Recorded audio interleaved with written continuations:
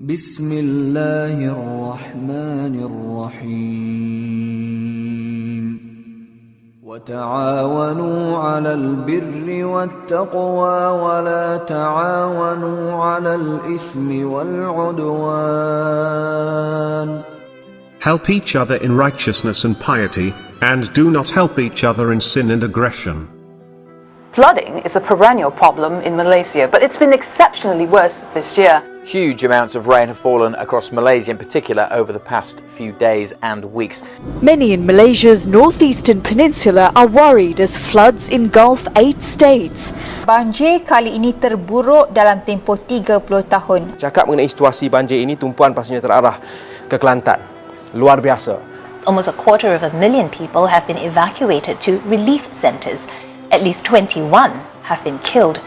These are the worst floods in decades. The city has sort of transformed into a bit of a ghost town due to the flood waters. This is some of the scenes coming out of northern Malaysia. Communities inundated by this floodwater, unfortunately, and this is also going to be a concern once those floodwaters start to recede. Further inland, the destruction was even worse, with people living here describing it as being like the aftermath of a tsunami. Malaysia has faced its worst ever flood in history during the last weeks of 2014. Several areas in the country were submerged, and Kelantan is the worst of all. 9 out of its 11 districts were badly affected by the flood. 3 days of continuous rain saw readings equivalent to 64 days of rain. 250,000 people were affected. 150,000 farmers lost their livelihood. 2,600 homes were completely destroyed. 22 schools were destroyed.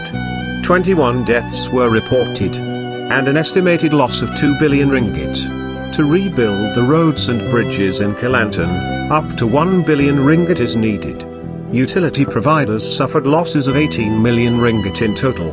It is like a tsunami-hit area, with massive area of destruction. No one would believe that the floodwater can be as high as a 3-story building. It will take years to rebuild the badly hit areas. Entire villages have been practically leveled in several districts.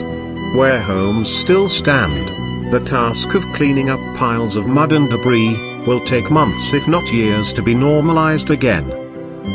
The most challenging phase is the rebuilding phase.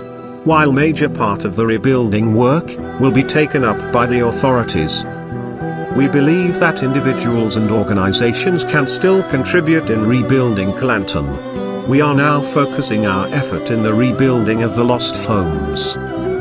In helping the victims to recover and rebuild their lives, we have put a modest target of 2,600 new homes to be rebuilt with a cost of 45,000 ringgit per house, which sums up to 117 million ringgit.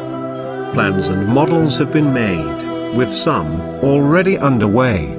We invite you to be part of this project by donating generously to our Flood Aid Fund for Kelantan.